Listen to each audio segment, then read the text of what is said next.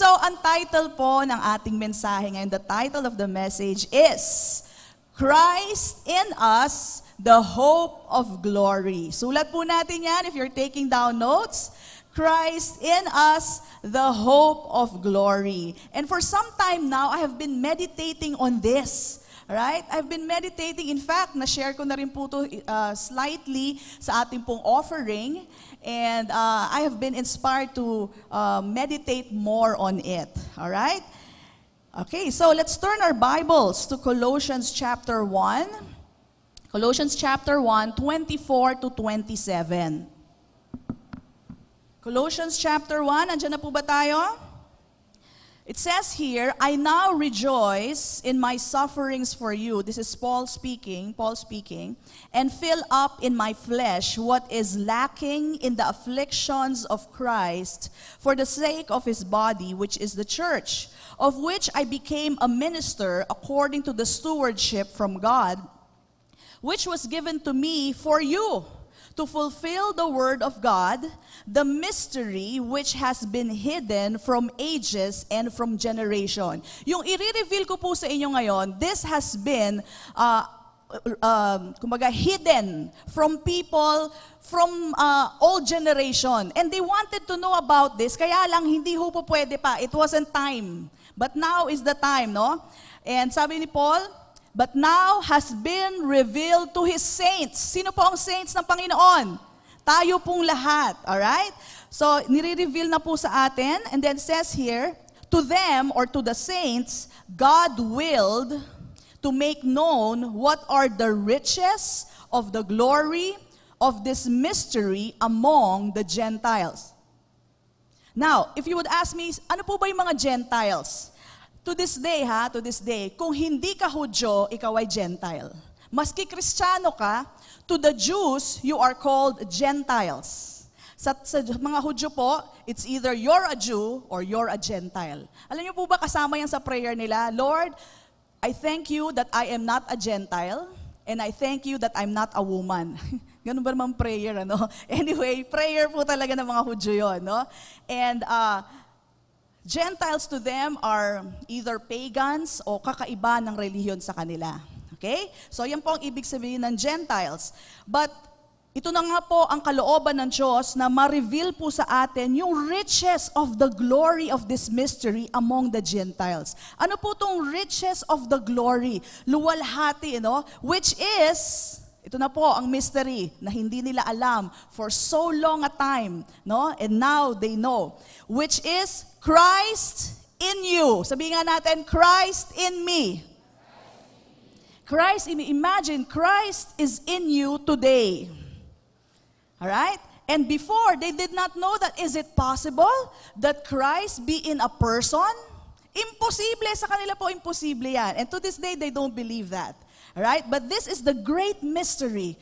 Christ is in you, the hope of glory. Sabihin nga natin, the hope of glory. Okay? So what does it mean that Christ is in us, the hope of glory? Explain ko po sa inyo yung hope of glory, no? In the beginning, this is the background, in the beginning, as we all know, when God created everything, everything was good. Everything was good. Wala pong mali. Alright? And then He created man. And man was made in the image and likeness of God. He was full of the glory of God. His own life was the God kind of life. Yan po ang buhay ng first man. Alright? First man and the first woman. Yan po ang original plan ng Panginoon na ang tao, alright, sabihin natin ay nagdudwell sa Kanya. Nagdudwell sa Kanya ang Espiritu ng Diyos. Nagdudwell sa Kanya ang glory of God. That's the original plan of God. Alright? And it hasn't changed. Alright? So, Adam and Eve, alright, walked in this earth with the full glory of God. They were living the God kind of life. Let's go to Genesis. I'm going to show you. Genesis chapter 1 in verse 26.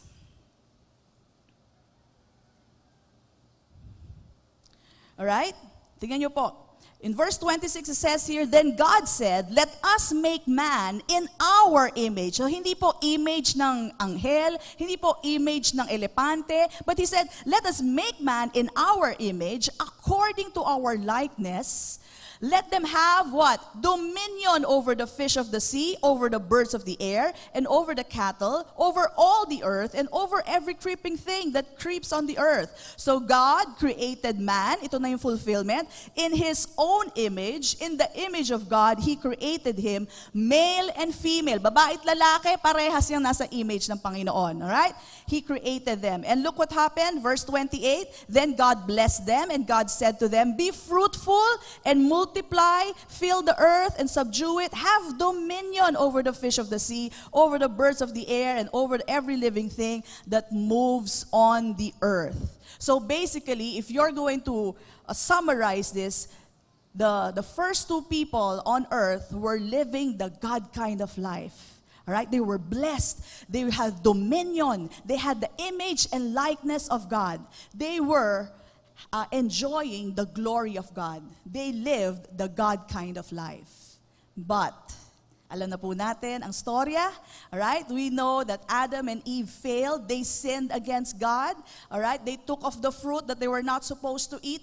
Alright? And so, because of sin, sabihin natin, dahil sa kasalanan, because of sin, the glory of God had to depart. Why? Because the glory of God and sinful nature cannot dwell together. Tandaan niyo po yan, imposible na mag-dwell ang Panginoon sa isang place kung saan may kasalanan. Okay? So, that is what we're going to talk about in a while, no? Imposible po yan. Remember that. So, it's already an impossibility. So, this is what God did. Actually, He had a plan even before the creation of Adam and Eve. He had a plan of salvation. In His foreknowledge, He knew man would sin. Pero sa kanaisan niya, in His desire for His God kind of life, to be in people, He already had a plan. Kasi yun talagang gusto niya mangyari. Bawat isa, no person on this earth should live a life apart from God. Ang buhay dito sa mundo, pag wala ang Diyos, napaka-miserable. Tama? It is a miserable life without God. Why? Why? Because God never intended for a person, a man, to live his life on earth without God. It has always been a partnership with God. You have to live here on earth with God in you and with you. Hindi po pwedeng ikaw lang. Amen? I want that to be driven in. I want you to know that we were not created here on earth to live on our own apart from God. So, in the beginning pa lang, parang ganito, hindi pwede ang tao mabuhay dito na walang ulo. Kaya mo? Imposible, ganun din ka-imposible na mabuhay sa mundo na wala ang Diyos sa buhay mo. Get it? Alright, it's an impossibility. Kaya lang, people would say, well, I have a life and I don't have God. They think that's life.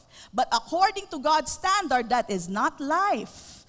A life without God is not life the way God wants you to live life here on earth. Amen. So we have to understand that. Okay, so the plan is God sent His only begotten Son, Jesus. Jesus is the Lamb that was slain from the foundation of the world. Meaning to say, wala pa'y maraming tao, si Jesus po ay offering na. Siya po ang plano ng Diyos, sasagot sa kasalanan ng mundo. Okay? So He sent Jesus here, He lived His life here, and He showed us the way to the Father. All right? And then, as we all know, He died for us on the cross of Calvary. On the cross of Calvary, lahat ng kasalanan ng mundo, pinanganak, hindi pa pinapanganak, ipapanganak pa lang. All right? Kasama na po, yung mga babies nyo nasa tiyan nyo, kasama na po yan sa binayaran ni Kristo. Lahat po ng kasalanan, sinama na ni Kristo sa kanyang buhay. No? And then, He died and paid for it. All right? He went to hell. He resurrected after 3 days, all right? He went to heaven, and when He went to heaven, kaya po napaka-importante ang resurrection, when He went to heaven, that was the time He dispensed the Holy Spirit. Ano pong nangyari? the original plan of God for God to dwell in man has already been fulfilled. Back to the original plan. Back to the plan that God wants to reside in every human being. Alright? Pero ang problema, hindi ho lahat merong ng Holy Spirit or the Spirit of God in them. Okay? So, balik muna tayo dun sa ating background. Before, in the Old Testament, when they were asked, where is your God? Where do you locate God? Sabihin nila, God is somewhere there in the Old Testament. They cannot claim that God is in them. Alright? Now, when Jesus was here, alam po natin pangalan ni Jesus, He was Emmanuel. Ano po ibig sabihin nun? God with us. So, in the Old Testament, wala pa si Jesus, God is somewhere out there. In the New Testament, or during the time of Jesus here, God is with us, Emmanuel with us. But now, in the New Testament, it's no longer God out there. It's no longer God with us. It is God in us. How? Because Christ is in us. That is the mystery being revealed to us today. Christ, the Spirit of God, all right? The Spirit of God is in us already. Yung plano, yung original plan ni Lord na magdwell ang Spirito niya sa bawat tao is already fulfilled. This is the great mystery. All right? Now,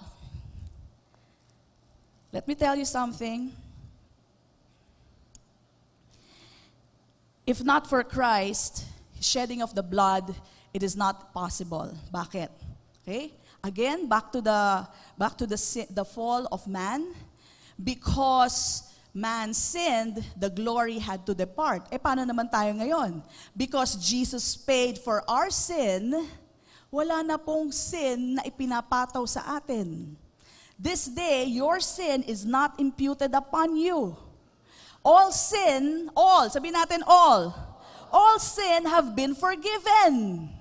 And that is why the glory of God can now dwell in you. Are you getting that? Kaya po umalis ang glory of God sa buhay ni Adam and Eve noon, it's because of sin. But because of the finished work of Jesus Christ, sin is no longer imputed upon you. You are forgiven of all sin. At mga gagawin mo pa, pinatawad ka na. And that's why the Holy Spirit can now dwell in you, the same Spirit of God. Ganun po ka-absolute ang ginawa ng ating Panginoon. And I know you still sin today, but we will discuss that in the time to come. But, ganun po ka-absolute ang ginawa ng Panginoon that your sin have been totally, completely forgiven. In the eyes of heaven, though you are still sinning today, pero wala ka ng kasalanan. Ganun po ka-absolute. That's how absolute the blood of Jesus has done for us. Kino-cover po, at hindi lang kino-cover, hinugasan tayo ng dugo ni Jesus. You are, as far as heaven is concerned, as far as God is concerned, you are completely free from sin, and that's why the Holy Spirit can dwell in you today. That is so true. Alright? It's like an atomic bomb na dinestroy yung kapangyarihan ng kasalanan sa buhay mo. Jesus is that atomic bomb. It completely annihilated all sin in your life. Sarap, ano? Yes, Lord. Your neighbor might think of you as a sinner. Pero as far as God is concerned, you're no longer a sinner. Okay? Ito pa, isa pang atomic bomb na nakakagulat, na nagulat din ako. I know this by theory, but when the Lord impressed this upon me, sabi ko, wow. Okay? The truth is, He paid for the sin of the world. Maski hindi believer, bayad na ang kasalanan nila. Maski yung nagko-commit ng murder ngayon, pati sila bayad na ang kasalanan. Ngayon. Sinasaksak na yung tao. Completely forgiven itong tao na to. Alright? Meaning to say, let me tell you, spiritual principle, you don't need faith. Tingnan nyo to medyo pero I will explain. You don't need faith to be forgiven. Okay? Sulat nyo lang yan. I-explain ko. You don't need faith to be forgiven. Forgiveness is the grace of God. Forgiveness is a gift. Alam niyo yung pumapatay ngayon? Yung nangre-rape ngayon? Malay ba nila na pinatawad sila ng Lord? Pero as far as God is concerned, they are forgiven. Sabi mo, ba't naman ganun? Di ba unfair naman yon? That's the grace of God. And who are we to complain against the grace of God? Okay? So, that is how absolute it is. You know, I was thinking, sabi ko, bakit ganun? Bakit kailangan lahat pinatawad? The whole world was forgiven of sin. Why? Okay? Bakit po? Kasi ganito po yan. When Adam sinned, alright, every person that was born on this earth took on the nature of Adam. What is the nature of Adam? Sinful nature. Namili ka ba? Sabi mo ba, pagkalabas mo sa tiyan ng nanay mo, Nay, ako ayoko ng sinful nature. Ayoko ng nature ni Adam. Nobody was given a say or a choice whether I will be of the nature of Adam or the nature of Christ. Wala pong binigyan ng say. Basta lahat tayo sinner in the eyes of God. Okay? So, since we did not have a say in that, forgiveness, wala rin tayong say. Lahat pinatawad na ng Diyos sa pamamagitan ng ginawa ni Kristo sa krus ng Kalbaryo. You don't have a say in that. Pero may say tayo if you want to make Jesus your Lord and Savior. Doon tayo may say. Dati wala tayong say. Basta pinataw sa atin yung nature ni Adam. Alright? But because of the forgiveness, everybody's forgiven now. Alright? Ngayon, we're given a say. Do you want Jesus? Do you believe in Jesus now? Ngayon, you have a say. This is your choice now. Do you want Jesus to be your Lord? Okay? I'll explain more. But go to this verse now, just to prove to you that everyone is forgiven. John chapter 1:29. What does it say? The Lamb of God who takes away the sin of the believers. Yun lang ba sabi? Who takes away the sin of Christians. No, it says, who takes away the sin of the world. Of everybody else. So not just believers, not just Christians, but of the world. Did they have a say in that? No. Basta sa biyaya, sa pag-ibig ng Diyos, lahat pinapatawad ko na, wala na kayong pagkakautang, binayaran na lahat ni Kristo. Antindi, no? Okay, go to 2 Corinthians chapter 5. This has to be established. 2 Corinthians chapter 5 verse 19. 2 Corinthians 5:19, it says, that God was in Christ reconciling the world, not just the Christians, not just the believers, but the world to Himself. Look at this, it says, not imputing. Ano po yung not imputing? Hindi na ipinapataw ang kasalanan nila sa kanila. Not imputing their trespasses to them, and has committed to us the word of reconciliation. Now, I know some of your neighbors have done to you an offense, alright? Pero alam niyo po ba, maski yung sigurado na may ebidensya na kayo ng ginawa ng kapitbahay niyo sa inyo, to this day, hindi na ipinapataw ng Panginoon ang kasalanan nila. So hindi na ho ipinapataw ang kasalanan, hindi na pinapataw ang kasalanan nila sa kanila, hindi rin pinapataw sa atin. Praise God! The sin you committed yesterday, it is not imputed against you. Ano yung sabihin ng impute? Hindi na binibilang sa'yo. Wala pong scoreboard sa langit. Nagkasala si sister, nagkasala si brother, 1 point. Wala na pong ganon. And that's how beautiful the finished work of Jesus Christ. Alright? And that is why His Spirit can now dwell in your spirit. You are worthy vessels. But listen to this. Hindi lang tayo ang worthy vessels. Because Jesus Christ died for the whole world. Even those people out there who don't believe in Jesus are worthy vessels of Jesus Christ. Okay? Pero may difference. Intayin nyo lang po. Okay? Another verse, I want to drive this in. 1 John chapter 2 verse 2. 1 John chapter 2 verse 2. Ito, ang linaw, dinerecho na po. It says here, And He Himself, it's talking about Jesus, He Himself is the propitiation, kabayaran, recompense, compensation, yan po mga salita dyan. He is Himself the propitiation for our sins, and not for ours only, hindi lang daw kasalanan natin. Amen? But also for the whole world. So, ang bayad na utang, hindi lang utang natin, kundi pati utang ng buong mundo. Okay? I want you to see the world now in a different view. Alam nyo, dati, bahagi rin naman tayo ng world.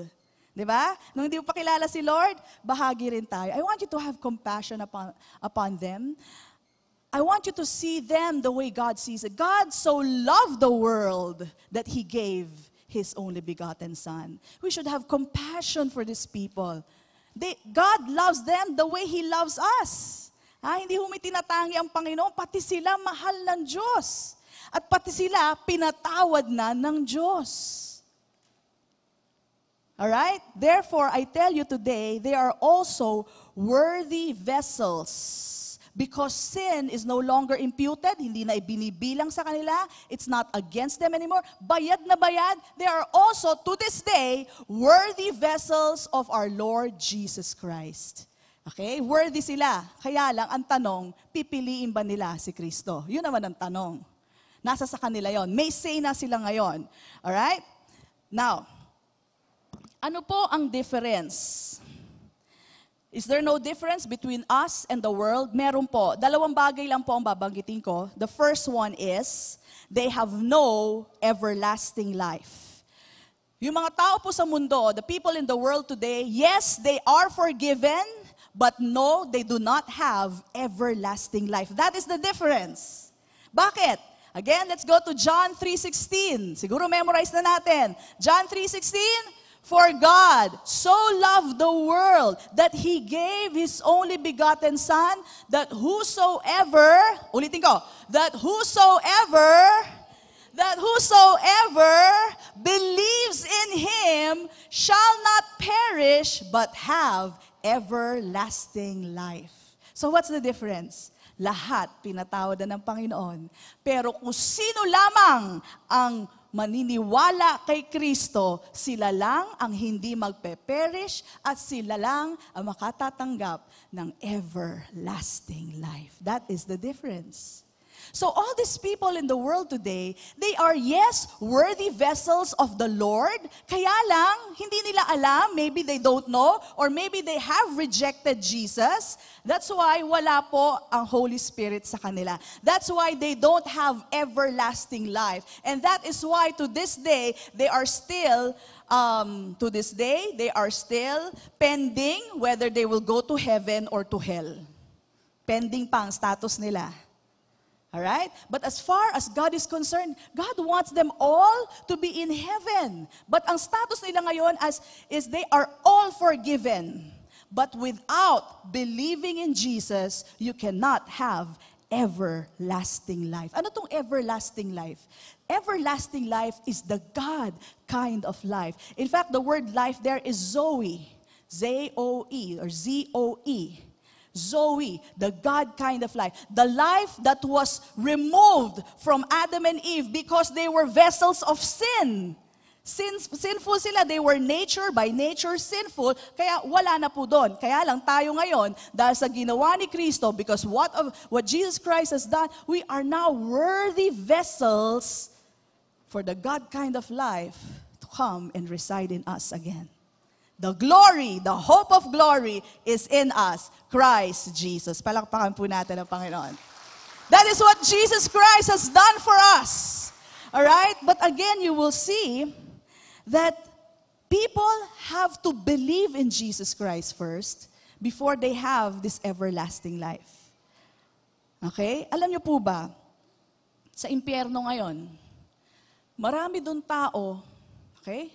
Pero lahat po sila doon, pinatawad na. That's the most regretful thing siguro po. Nasa impyerno ka, pero hindi dahil sa kasalanan mo, dahil ang lahat ng kasalanan mo, pinatawad na. The most regretful thing is, it's because You rejected Jesus. That's the reason why you are in hell, or why those people are in hell. People in hell, let me tell you, are all forgiven of their sins. Di ba ang lungkot, no? Akala ng tao, hindi ako papatay, hindi ako gagawa ng masama, para sa ganun pupunta akong langit. Hindi po, hindi ho ng basihan. The basis is, did you believe in Jesus? So that you will have everlasting life. That you will not perish. Alright? Because everybody else is forgiven. But the thing is, did you believe in Jesus? That makes the difference. Amen? So, I watched this video and I posted it in Facebook. I don't know if you saw it already. I posted it in Holler as well. Of a woman who killed herself. Nag-commit siya ng suicide. She's about 30 plus years old now. Pero nung ginawa po niya yung suicide na yon, she was just about 15 years old. Batang-bata. Now, bakit po siya nagpakamatay? She committed suicide because she was a troubled teenager. Alright? Her story is, imagine kung gaano ka-troubled. She's 15 years old and she's already divorced.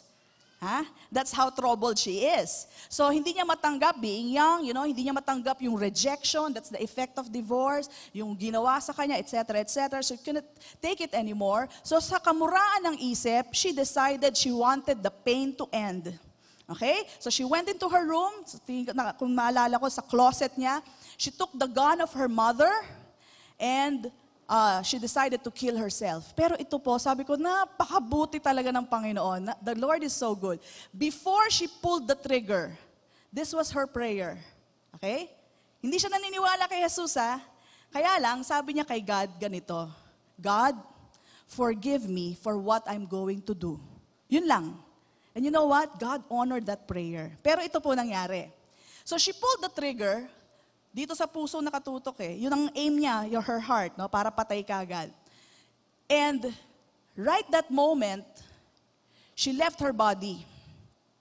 And she saw herself in hell.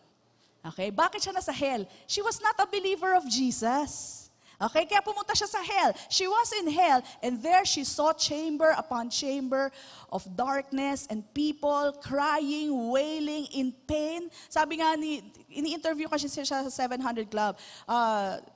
Sabi niya, it was a place of death. Pero sabi niya, I was not just in the place of death. Sabi niya, I was death myself.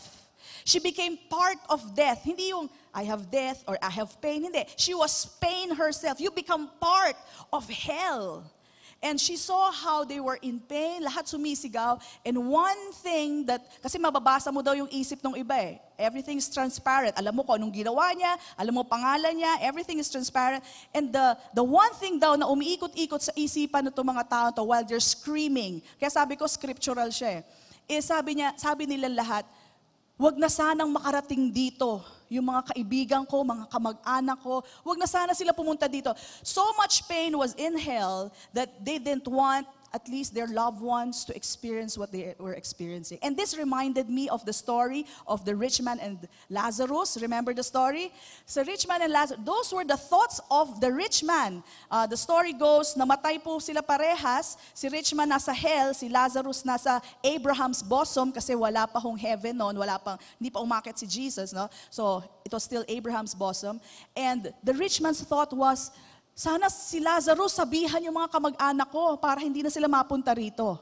Alright? So it was scriptural, no? And it was so hot in the place, gusto niya ng tubig. Isang patakman lang daw, mapawi lang daw, sobrang uhaw. So really, it was a place of torture. Okay? And this woman said, another thing that only mattered, yun lang daw po nagmamatter sa isip nila. They knew, every person in that place, sa hell, they knew Jesus was Lord, or Jesus is Lord.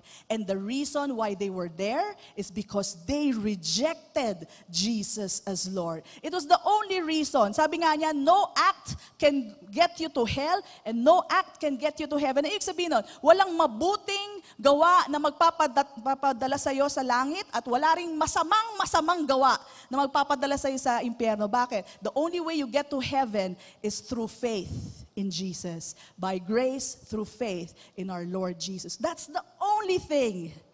So what is my point here? And the story goes, so she was in hell, but because God answered her prayer, you know what God did? God scooped her out. Okay?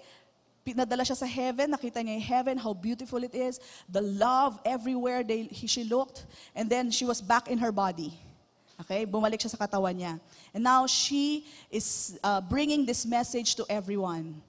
And I would like to quote it, no, para sigurado. Her message is this: if you are believing anything other than the gospel of Christ, you are believing a lie. If you're believing in Buddha, if you're believing in Muhammad, any other gospel, if you are believing anything other than the gospel of Christ, you are believing a lie. Totoo po yun. Why? Jesus said, I am the way, the truth, and the life. No one goes to the Father unless He comes through me. Amen? Jesus is the only way. And that's why this should bring compassion in our hearts. You know what? Si Pastor Mike, may mga kausap ng mga unbelievers just a few days ago. Sabi nila, di Pastor, kailangan kami mag-repent sa kasalanan namin, yung magsisi na kami. Well, repentance is okay, no? But yung, sabi niya, kukumpisal kami sa Panginoon. Sabi niya, alam niyo ba, pinatawad na kayo ng Panginoon. Nagulat sila. Hindi nila maintindihan. Of course, it will take time for them to understand. But the truth is, we should have compassion over people today. The only thing they need to know is that Jesus Christ paid for all their sin. Wala ka nang babayaran. Kaya lang maniwala ka kay Kristo. He's the only way. He's the only way to the Father. All right? So let's have that compassion, the same compassion that Jesus Christ. And that's why He said, He made us ministers of reconciliation. We plead with them. Reconcile with God. Makipagbati na kayo. Nagbati na nga si Lord sa inyo Pinatawad na nga kayo sa lahat ng kasalanan nyo Maniwala na lang kay Kristo. Si Kristo ang namatay at nabuhay para sa iyo. Amen? Praise God. Okay, so again, people are not in hell because of their sins. Their sins are actually forgiven. They are in hell because they did not believe in Jesus. Okay?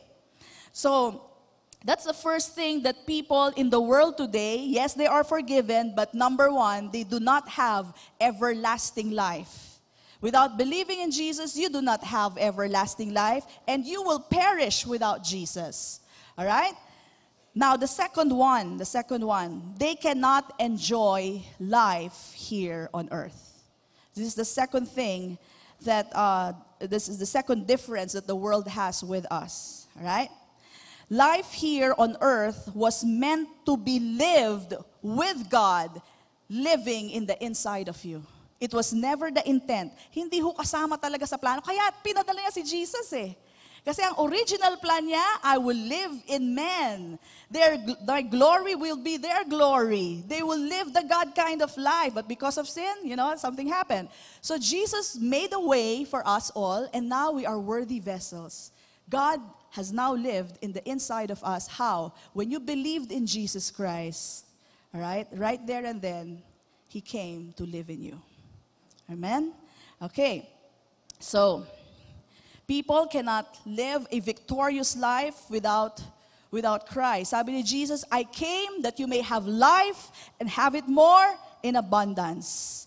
Let me tell you, ako po mismo, ako na po magte-testify, I know my life would be so bad kung hindi ko po nakilala ang ating Panginoon. Hindi ko alam saan ako nandun na ngayon. Why do I say that? Because I grew up with mga barkada ko, pare-parehas lang naman kami, But I see that my life, hindi ho sa nagmamayabang, I'm boasting in what the Lord has done in my life. I see my life is really better, not because of what I've done, but because I have Jesus.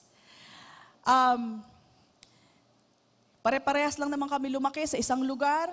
Okay, yung mga schools namin, pare-parehas, baka mas matalino pa nga sila sa akin, yung iba doon, mas skillful pa siguro. So it's not the skill, it's not the being intelligent, it's not your family, but really it is Christ. Because today, I see them, but their lives are miserable. Okay? Andyan na yung Ni number 1, number 2, yung mga ganyan na klaseng buhay. So, magulong buhay. And I said, thank you, Lord, that you found me.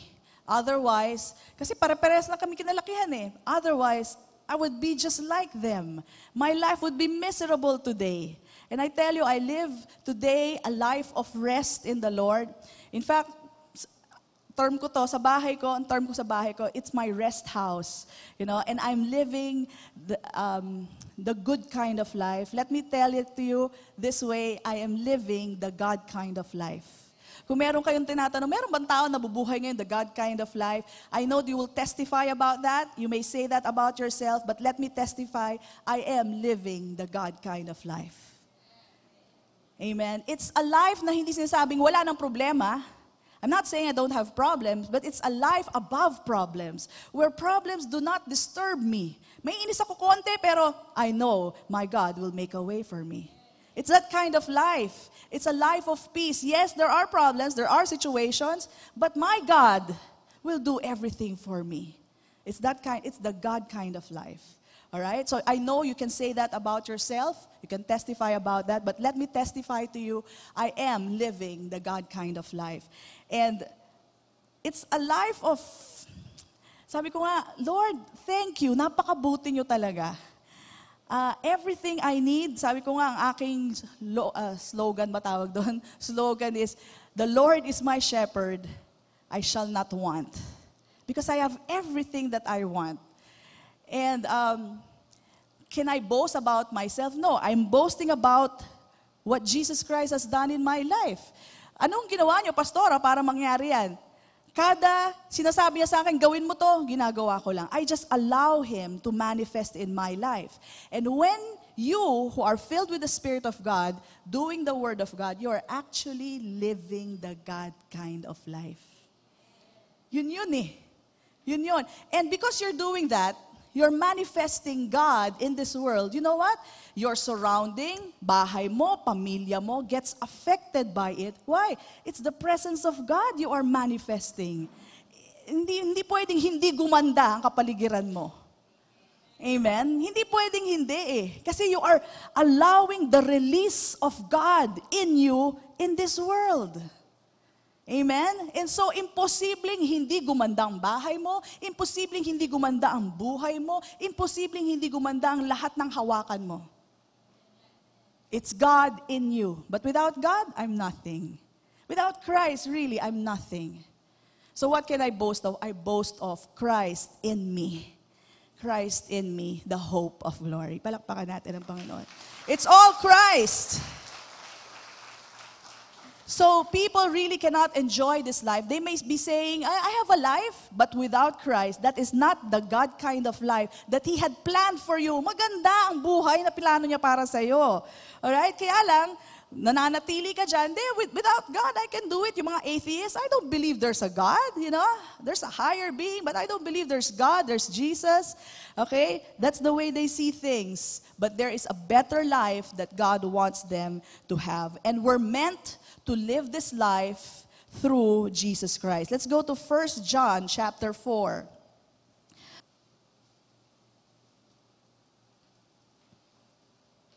It says here, in this, the love of God. Ito ang pag-ibig ng Diyos, ha? The love of God was manifested toward us, that God sent His only begotten Son into the world, that we might live through Him. Okay? So yes, we live the born-again life, kaya tayo nagkaroon ng bagong buhay because of Him, but we live this life through Him, sa pamamagitan niya. If you'll just allow every leading, now I'm not saying lahat po ng leading ni Lord nasusunod ko. May pumapalya rin po ako. Ha? Ito lang, recently, natatawa nga ako sa sarili ko, ano pa ba naman, hindi ka nakinig, no? Pero every time nangyayari, kaya na-recognize ko na yung voice niya. Just recently, siguro a month ago, sabi niya sa akin, huwag ka na magpa-reband. Sinabi niya sa akin yon. Ako naman, sabi ko, Lord, integrity ko naman. Sinabi ko dun, kasi home service ako home service. Okay, so sinabihan ko na yung tao, Lord naman, syempre, di ba, we are, with our word. Pag sinabi mo na, dapat masunod. Okay? Siguro sabi ni Lord, sige, Ayaw mo. Pero sinabi niya na sa akin yun, napakalinaw, huwag ka nang magpareban. Feeling ko naman, ano ba naman yung word ko, Lord, ha? Nagmamagaling pa ako kay Lord. May word na akong binigay, di ba? Tinuruan ko pa siya. And ito na nga, nagpareban ako, ayun, nasunog yung buhok ko. Nasunog po talaga, kaya kung ano nung nilalagay ko dyan. Pero malinaw niya sinabi sa akin, huwag ka nang magpareband. You know, sometimes, good reasoning, bad reasoning, we have that when God speaks to us. Pero in the end, talo pa rin tayo. Ha? Makinig ka na sa kung ano sinasabi niya. He knows the future. Ha? He knows better than you. Makinig ka na. At marami pa akong mga ganyang classic example. Nakakainis na ako minsan. But you know, just keep on. If you fail in one of His directions, pag may sinabi naman siya, okay, Lord, this time I'll do it. You know, hindi naman siya He's not looking for perfection. He's looking for willingness. If you're willing, okay, nadapa ka doon, sige, bangon ulit, you know, He'll allow that, He'll still speak to you, patuloy pa rin yun. Alright, don't you worry, God is a gracious God. Okay? So, we live life through Him, no? You know po, our life does not end in being forgiven. Maski nga nasa hell, forgiven din sila, di ba? But it is a life that can be lived through Christ, that is the ultimate. A life lived through Christ. So ang pagiging forgiven pala, hindi pala yun yung ultimate. Kasi maraming Kristiyano, many Christians today, alam nila, uy, I'm forgiven. Yehey, I'm going to heaven. Tapos na. But that's not the ultimate thing. Because the original plan of God is for Him to live His life in you and through you. Yun yung ultimate. Alright? For you to have everlasting life, the moment you believed in Him, tuloy-tuloy po yan hanggang dating natin sa langit. And it's from one glory to the next glory to the next. May level of glory po yan eh. So siguro yung ultimate, pag nandun na tayo sa piling niya. But right now, there's a level of glory that you can enter.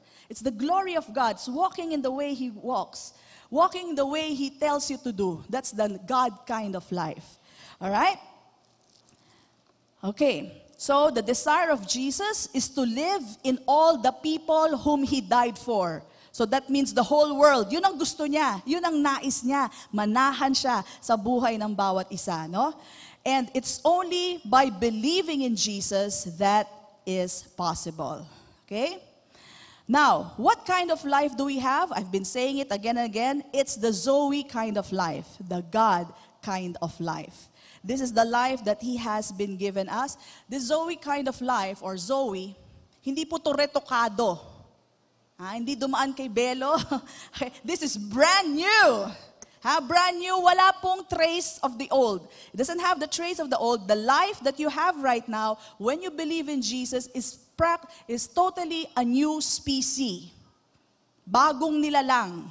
It's not retouched. Okay? So you have to understand three things. Okay? That number one, we are new creations.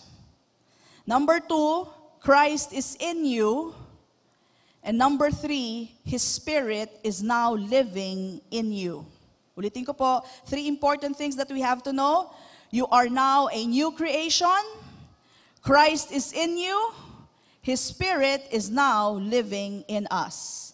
Sinabi po sa 2 Corinthians chapter 5 verse 17, therefore, if anyone is in Christ, he is a new creation. All things have passed away. Behold! Sabi mo sa tabi mo, behold!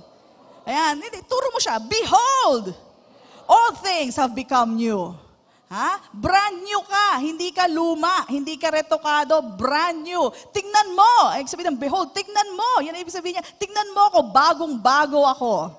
Alright? Bagong-bago ka. Sinabi rin po sa 1 Corinthians 3:16. 1 Corinthians 3:16, do you not know that you are the temple of God and the Spirit of God, not the spirit of angels, not the spirit of animals, but the Spirit of God, the same Spirit of God dwells in you. Hindi ho chip ang binigay sa atin ng Panginoon. It's His life. It's His own Spirit that dwells in the inside of us. Dapat po ang ganda ng pakiramdam nyo ngayon. Amen. It's the Spirit of God dwelling inside of you. Amen? Now, I want to give an illustration. Kasi minsan di natin nare-realize Hindi natin nare-realize yung effect ng Spirit of God in us. So, wala lang, di natin pinapansin. Now, just for illustration's sake, let me use the word sanib. Para maintindihan natin. Ano ba sanib sa English?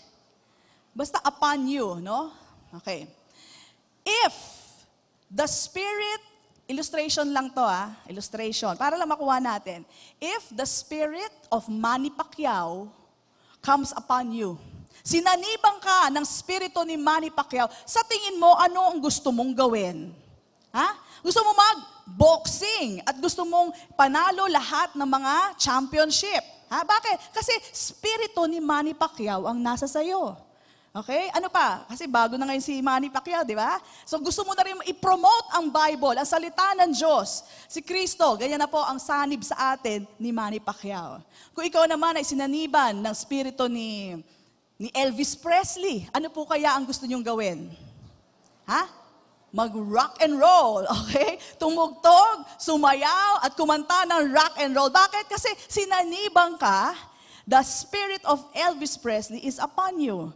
If the spirit of Mother Teresa is upon you, anong gagawin mo? You would help people, the sick people. Yung mga batang maliliit, tutulungan mo. You would live a very simple life. Bakit? You have the influence of Mother Teresa in your life. Okay? Now, sabihin nyo naman, Pastor, hindi naman scriptural, puro example mo lang yan. Bigyan ko po kayo ng scriptural. Tandaan nyo po yung unclean spirit. Spirito din po.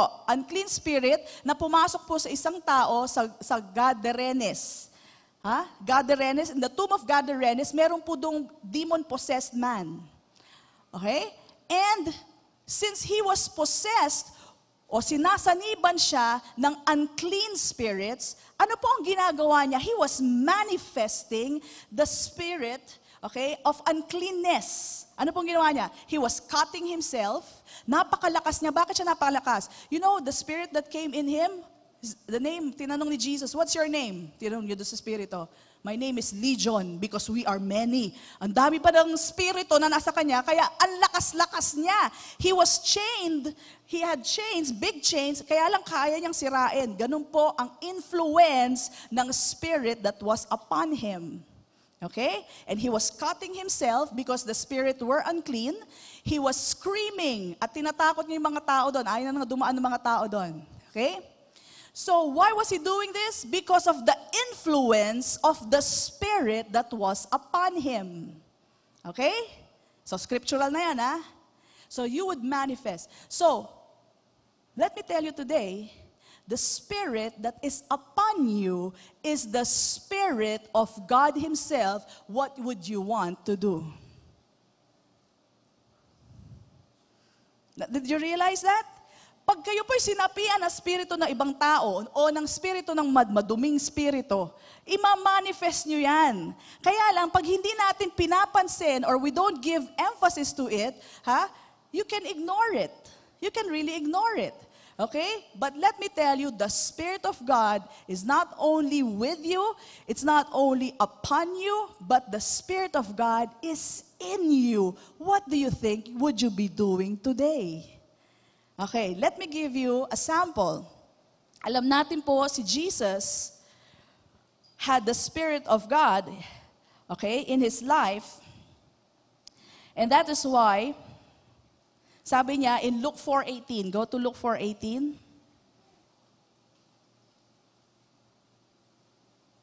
Look at this, it says, sa inaugural speech po ni Jesus, this was the first speech that He gave to a crowd of people. The Spirit of the Lord is upon me, because He has anointed me to preach the gospel to the poor. He has sent me to heal the brokenhearted, to proclaim liberty to the captives and recovery of sight to the blind, to set at liberty those who are oppressed. Okay? Bakit po ginagawa ni Jesus yan? Because the Spirit of the Lord was upon Him. The Spirit of God was influencing Jesus to do this, to preach the gospel, to heal the brokenhearted. Right? That's why, let me tell you, your new nature, yung new creation nyo, okay? Who you are, the real you today, hindi ka na yung evil nature or sinful nature. No longer. You now have the nature of Jesus Christ. And if you will give in to the influence, I know you're being influenced. Imposibleng hindi because He is living in the inside of us. Kaya alam, minsan di natin pinapansin. Ayoko. Di ba? Ayoko. Tinatamad ako. Tutulog ako ngayon. Di ba? Mayroon tayong ganyan eh. Okay? Alam ko yan. Ginagawa ko rin yan eh. Okay? So, but we don't give in to the influence and that's why we do not manifest it. But Jesus allowed the moving of God in His life. And that's why He manifested. He preached the gospel. He healed the brokenhearted. Alam niyo po, last Friday, we had the acquaintance party. And when I saw the youth, they were just, hinahawakan yung isa, kinakausap, just sharing the love of God, just making them feel they belong in the place. Sabi ko, there goes one Jesus. There's another, and another, and another. Listen to me. You have the Holy Spirit in you, the Spirit of God in you, and every time you walk according to His Word, you are Jesus right there. You are Jesus right there. Okay? Don't miss it. Don't miss it. You are actually Jesus here in this world. As Jesus is, so are we in this world. Alam niyo po ba, sabi ni Jesus sa kanila, sabi kasi ni Philip, do you know that part? Sabi ni Philip, Jesus, show us the Father. Sabi ni Jesus sa kanya, Philip, have I been not long enough with you? Hindi ba masyado na, ano tawag doon? Teka, basahin na lang natin. Okay? John 14, para sigurado ako, baka ma-misquote ko. John 14, and we're going to read verse 7. So 14, verse 7. Ito nga, tingnan si Philip. Okay, in verse 7 it says, if you had known me, you would have known my Father also. And from now on, you know Him and have seen Him. Philip said to Him, Lord, show us the Father. Gusto niya makita ang Diyos Ama. Show us the Father and it is sufficient for us. Lord, pag nakita na namin si God, okay na kami. Okay, sigurado maniniwala na kami. Sabi ni Philip, okay? Jesus said to him, have I been with you so long and yet you have not known me, Philip? He who has seen me has seen the Father. So how can you say, show us the Father? Do you not believe that I am in the Father and the Father in me? The words that I speak to you, I do not speak on my own authority, but the Father who dwells in me does the work. Okay, drop down to verse 12. Sabi dito, most assuredly I say to you, at sinasabi rin sa atin, he who believes in me, do you believe in Jesus? Okay? He who believes in me, the works that I do, he will do also, and greater works than these he will do, because I go to my Father. And whatever you ask in my name, I will do it, that the Father may be glorified. So, Jesus was saying, Philip, pag nakita mo ako, nakita mo na ang Father. Bakit? Unang-una, the Father, God cannot be seen. Ha? Hindi mo makikita ang Father because God is a spirit. So maski pakita, Philip, ito na Father God. Ha? Saan? Hindi naman niya makikita talaga eh. So, in the first place, Philip will not be able to see it. But Jesus, alright, who has the Spirit of God and doing the Word of God, alright, is actually the Father. Kaya sabi niya, if you see me, you see the Father. I am just manifesting. Every word that I say comes from the Father. Everything that I do, the works that I do, the Father is doing through me. Fine-flesh out niya lang. He is just doing it in the physical, pero lahat ng moving niya galing sa Father. Now let me tell you something.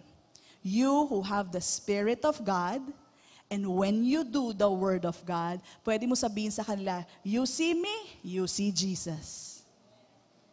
You see me, you see Jesus. Why? Sabi, yabang mo naman. Of course, huwag mo sabihin nyo sa iba. Tayo, nagkakaintindihan tayo. Why? Because you have the Spirit of God, and when you do the Word of God, speak the Word of God, let me tell you today, you can say, you see me, You see Jesus. You see me today? You are looking at Jesus. I'm just fleshing it out. Kayabangan ba yun? Hindi. The Bible said that. As Jesus is, so are we in this world. If you are doing the Word of God. Given na po. Basta naniwala tayo sa Panginoon, we have the Spirit of God in us. But the thing is, do we do the Word of God? And when you are doing the Word, when you are speaking the Word and allowing God to manifest in your life, you are Jesus in this world. Amen? Come on, let's bless Him. I hope you got that. Praise God. So, si Philip po, na-miss niya yon. Di ho yan sa naiintindihan eh. Okay? And last Friday, I saw that beautiful picture of our youth being Jesus to other youth as well. Alright? So this is Christ in us, the hope of glory. It is the return of the glory of God in us as we allow it. Because not all Christians, that's the sad part, not all Christians allow God to manifest in their lives. Totoo po yan. No? There are times, ayaw mo, gusto mo lang magalit, basta magagalit ako. Diba? Minsan pinapalabas natin yung nature natin. No? Now, Pastora, ano ba ibig sabihin ng God kind of life? Now, people have this wrong idea of what the God kind of life is. Ang iniisip nila, di ba pag God kind of life, may trono ka. You're seated on a throne, ha? Tapos may pumapaypay sa yung angel dito. May nagmamanicure sa yung angel, ha? Ganun po hinahanap kong God kind of life, eh. Kasi si God nasa heaven, eh. I'm waiting for that. If you're waiting for that, that will take a long time, okay? The God kind of life is not about sitting on a throne, order dito, order doon. Ha? Si Adam, he was the first one who had the God kind of life. And did we see Adam seated on a coconut tree? Ha, nakaupo ba siya doon? Elepante, come over. Okay? Monkey, come over. Ganun ba? Wala pong ganun. Si Adam was around. He was doing what the Lord told him to do, naming all the animals. He was doing work. He was manifesting the dominion that God gave him. That's the God kind of life. Okay? Another person that we see with the God kind of life, Jesus. And did we see Jesus ever sitting on a throne? At sabi niya, dito, lapit-lapit, ikaw, masahe dito, masahe. May ganun ba? Baka iniisip natin, God kind of life, yung tipong, may pumapaypay sa akin, ganyan. But if you're looking for that, that's not the God kind of life. The God kind of life is what Jesus, it's what we see in the gospel with regard to Jesus. He was always ministering to people. He was loving people. He was always about people, reaching out to them. They need to hear the gospel. They need to hear about the kingdom of God. That is the God kind of life. He was just manifesting it. Okay, so tanggalin na po natin sa kaisipan natin, nakaupo lang. And that's a boring life, I tell you. Kung nakaupo ka lang, sunod-sunuran yung mga tao sa'yo, that's a boring life. Maski po ako, paupuin niyo lang ako sa opisina buong araw. Ikaw, kunin mo to, bili mo ako niyan. Dito. Ha? Ang boring nun. But let me tell you, the God kind of life is actually a life of love. It's about loving people. Nilalagpasan ka na, hindi mo pa nalaman. It's about love.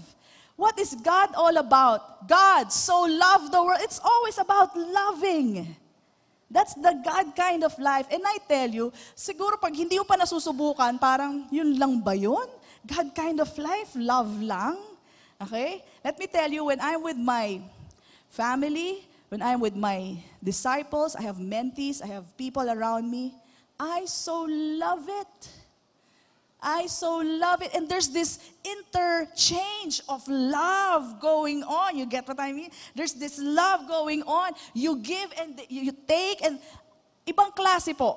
Ibang klase pong pag-ibig. And when you minister to people, you're helping people, ibang klaseng pag-ibig na hindi mo ma-put into words. But there's something about it.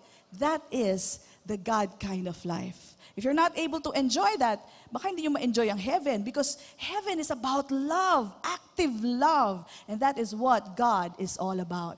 The God kind of life, all right, that we should be expressing in this world is the God kind of love that He has given us through our Lord Jesus Christ. Amen? Come on. Praise God.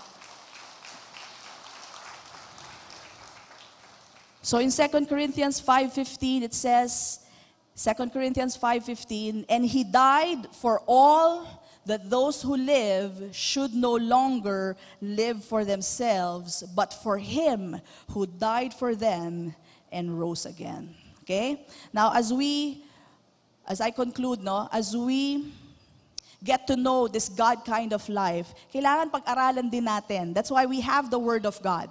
The Word of God is our guide to know what is this God kind of life. Because you already have it.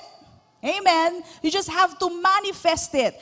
Example ko po sa inyo si Spider-Man. Nanood nyo, sino nakapanood ng Spider-Man? Pati yung first Spider-Man. Okay? So you'll get what I mean. Si Spider-Man, he had this new nature with powers. Kaya lang, the first time he attempted to do things, nagkakamali pa siya kasi hindi niya alam, paano ba tong new nature na to? Sabi niya doon sa web niya, go web. Up, up and away web. Up, up and away. Di ba? Ganun ginagawa niya sa web. Hindi niya alam kung paano. He did not have a manual for it. So he had to do it trial and error. Pero tayo, may manual po tayo, salita ng Diyos. The Word of God will tell us exactly how to operate in this God kind of life so that you can manifest it here and will affect everything else in your life. I tell you, I have a very beautiful life because the God kind of life is in my life today. Amen? Come on, let's bless the Lord. We can all have that beautiful life. It's not limited to one person. Just like the desire of God, everyone forgiven, so everyone is worthy vessels of God. But let me tell you, when you believe in Jesus, you have Jesus. So now it's our turn. Manifest Jesus in this world. Amen? Thank you for watching the video. We hope you have learned principles from the Word of God that will change your life forever. Our messages are available in DVD and audio formats. You may contact us at the following phone numbers: 046-471-3516 and 046-515-7459. If you want to sow to assist us in proclaiming the gospel, you may deposit to Jesus Faith Christian Fellowship, BPI Savings Account Number 1283-139235, Nueno Branch, Imus, Cavite. Or you may visit us at our church,